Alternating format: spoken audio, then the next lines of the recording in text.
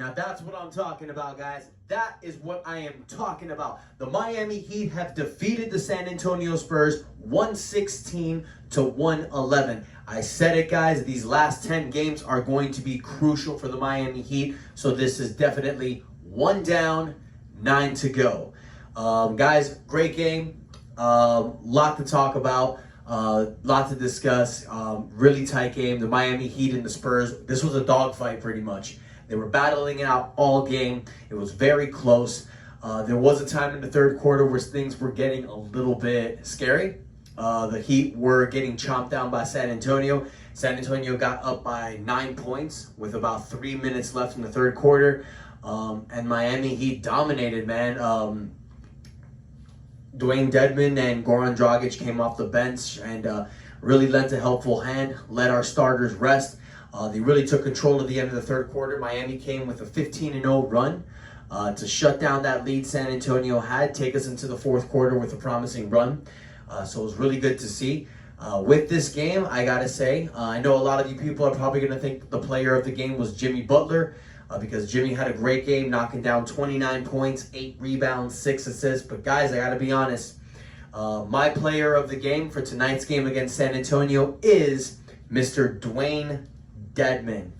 Buddy came off the bench, only played 16 minutes, and he grabbed 18 points, 6 rebounds. Guys, I'm loving Dwayne Dedmon. I gotta say, Dwayne Dedmon is a guy that you don't need to make plays for. None of these 18 points that he got was a play that was drawn up for him. The guy grabs rebounds and puts the ball back up. Exactly what I said that he does. He gets rebounds and he scores. He might get a block shot here and there, but you're getting high hustle plays. And it's like I've said about this culture the Miami Heat has. We turn okay players to really good players. We turn good players into great players. And we are seeing that done, guys. He's putting himself in the right situations. He's scoring. We haven't only seen this in this game. He's done this many times. Dwayne Dedmon has become a reliable backup center for Bam Adebayo. I'm loving Dwayne Dedmon on this Miami Heat roster. He definitely instills the culture life with this team. I talked about Jimmy. I talked about Dwayne Dedmon, but also there's the Dragon, Goran Dragic. Dude came off the bench, dropped 18 points, gave us 7 assists.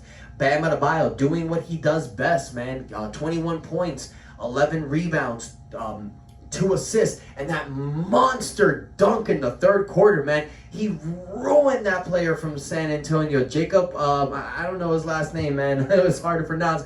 But, man, I wasn't looking at the dude's last name. All I was looking at was his face when he got demolished by Mr. Bam Adebayo. That's right. Rocking the pink Miami Heat Vice jersey. What you know about that? And, guys, also I got to give a shout-out to Kendrick Nunn. Buddy did his thing. 18 points, 4 rebounds. Kendrick Nunn is showing that no matter what he plays on this team, no matter what his role is, he's always going to be the best. And Kendrick Nunn, there's a lot of buzz out there about his upcoming free agency. So we don't know if Miami Heat were kind of keeping him back because, you know, they didn't want to really throw his value out there. I joke when I say that because everybody knows what Kendrick Nunn brings to the table. He's going to be a prized possession in the offseason. He's going to be a guy that you don't have to give max dollar for. So teams are going to be looking at that. The Miami Heat are going to basically offer his qualifying offer. So that's going to make him a restricted free agent. So we can match any offer that's given to him over the offseason. So that is something Miami needs to keep an eye out. But Kendrick Nunn is really filling in that role greatly that Victor Oladipo left, guys. And my wife and I were talking about this during a game. You know, it's really a shame that Victor Oladipo got hurt when he did because we were really pulling it off together, man. That chemistry was really building. And now with Victor Oladipo's injury, it kind of, I'm pretty sure Heat fans are saying, it sucks we traded Kelly Olynyk because Olynyk was having his best season with us. And you got rid of that to bring Victor Oladipo on. Now he's injured. So this is a scary time for the Miami Heat. But you saw Victor Oladipo out there at the bench supporting his team. To answer the question by one of the fans that left me in the recent video was, do I believe that Victor Oladipo is going to come back within 5 games of the season? I hope he comes back much sooner than that. He needs to be back ASAP. And from what I hear from the Miami Heat is that they're waiting on him to let them know when he's ready to come back. So this is all on Victor Oladipo. So the longer that he waits, the more it decreases his value, because teams see that. He's an pending free agent. They're going to see that he's putting his dollars before his actual gameplay, which is fine. This is a business. You have to do that. But in order for somebody to fully invest in you, they have to know that you're going to invest in them. So Victor Oladipo, not just for the Miami Heat, not just for this title run we're trying to go for, but for himself. He needs to come back soon. If he comes back within 5 games of the season, I think that's enough time to get the chemistry right for the playoffs. I think that's a sweet time. But right now, we're fighting for position. If we were up 5 games in the 4th seed, we had a comfortable lock, I'd say, man, if Victor can come back with 3 games left, that's what practice is for. But if he can come back 3 games left, we can really build on this chemistry. We can really work it out. It was looking like it's getting good. But no. We need Victor now. We need him because we're fighting to get out of this play-in tournament. Guys, Boston won tonight. They're 33-30, so are we. But they're 6th seed. They own the tiebreaker on us. So we need to win some games, and we need Boston to lose some games. And we also need New York and Atlanta to lose some games, if y'all know what I mean, because I want that 4th seed. There's 9 games left in the season. We're down by 2 games. It's possible, but not likely. But I think that there's still a chance. And if there's still a chance, I'm going to take it. Facts. Another little news I want to throw on to you guys. There is a little bit of concern for Tyler Hero. He's missed his 3rd straight game. I thought he was going to play today. Turns out he didn't. So Mr. Tyler Hero apparently is out with a foot injury, and this has been a nagging foot injury he's been dealing with for some time. So I heard that he recently had an MRI, and it came out that he doesn't have any structural damage. So right now the Heat are just rehabbing him. They're making sure he's good. With players like that, even though he's really young and you want to bring him back soon, this is going to be a dogfight in the playoffs. Miami's going to have to fight for every single game. So you need to make sure that your best players are well rested. It sucks that we're fighting for positioning because I wanted our top players to have a tiny bit of rest going into the playoffs. You want that for your team, but hey, it is what it is. We are where we are, and what the Miami Heat does not do is complain. We don't bitch. We don't moan. It's next man up mentality. We do what we do best, and that is fight, and that is win. We dogs. This team full of dogs. They're full of rough riders. They're full of guys that are going to do anything they can to win. And I guarantee you guys, when Victor Oladipo comes back and we finally get this chemistry together, we are going to be the scariest team in the NBA playoffs. We were last year. We will be this year. So guys, Miami's next game is this Saturday against the Cleveland Cavaliers. So we have 2 nights rest. This is going to be a big one, just like every other game is. We need to win this game. I'm not going to repeat myself because you guys know what we need to do. Now, in order to beat Cleveland, because Cleveland, yeah, they may have a trash record, but you don't sell a team like that short. Look what happened with Atlanta. Look what happened with Chicago. We need to treat every game like a playoff intensity game. No lagging, no letting defensive slip, nothing like that. We need to be on point.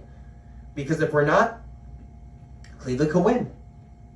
And even though we're 2.5 games above Charlotte, so it doesn't look like, we're at risk of getting the 8th seed, it doesn't matter, man. You need to get the hell out of 7th. You want Boston there, and you need to get at least top 6. Damn it, this is crazy because a few weeks back, I was here all confident saying that we need to get 4th. And now I'm just praying that we get the hell out of the 7th seed because I don't want to be in that play-in tournament. Who the hell wants to be in that? No way. I want to be comfortable, ready to go. But in reality, 6 wouldn't be so bad. Really wouldn't. I mean, I'd like to get the Nets in the conference finals, man. I mean, there's a chance the Nets are going to end with the 1st seed. In order to get them in the conference finals, we need to play either seeds 2 or 3 in the playoffs. And I can do that. I'm fully confident in Miami's advantage against teams like Milwaukee and Philadelphia. I don't sweat them. There's only one team to look after in the playoffs, and we all know who it is, and that's the Brooklyn Nets. Guys, these big three, the big three, the Harden, Irving, and Durant haven't fully played together. They're going to be a force to be reckoned with. Now, injury has slowed them down, as it has with us, So let's see where they're at. Let's see. Who knows? But give me a team with Harden, Durant, Kyrie Irving, Blake Griffin, DeAndre Jordan. Give me those guys fully healthy.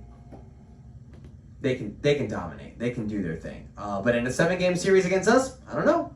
So I'd love to have them in the conference finals. If we end up getting the 5th or the 4th seed, we might play them in the second round, or they might end up with the 2nd seed. We get the 4th or 5th seed. We meet them in the conference finals. Who knows? I don't care. I'd love that challenge, and I would damn sure love to see that playoff matchup. That'd be one that you'd be glued in the edge of your seat. So guys, this next game we got this Saturday is a big one. This Saturday, it's going to be a little tough for me because, as I'm sure you guys remember in one of the recent videos I posted, I will be wrestling this Saturday at the Holiday Inn, Miami West in Hialeah Gardens, Florida. I will be wrestling Carlito. You guys know him as I spit in the face of people who don't like to be cool. For those of you wrestling fans that know that, that's the person I will be wrestling against this Saturday, May 1st, at the Holiday Inn, Miami, Florida, in Hialeah Gardens. Look it up. Really hope to see some of you guys there. I'll try to go ahead and get the match posted here for those of you that are not able to attend that want to see it. But thank you guys so much for the love and the support, guys. Let's go ahead and boost this page up. Let's hit that like button, comment, share on your social media platforms.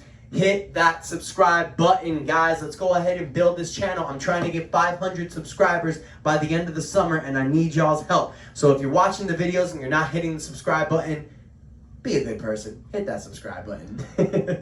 All right, guys, until next time, it's your boy Ernest, and that's all, folks. Later.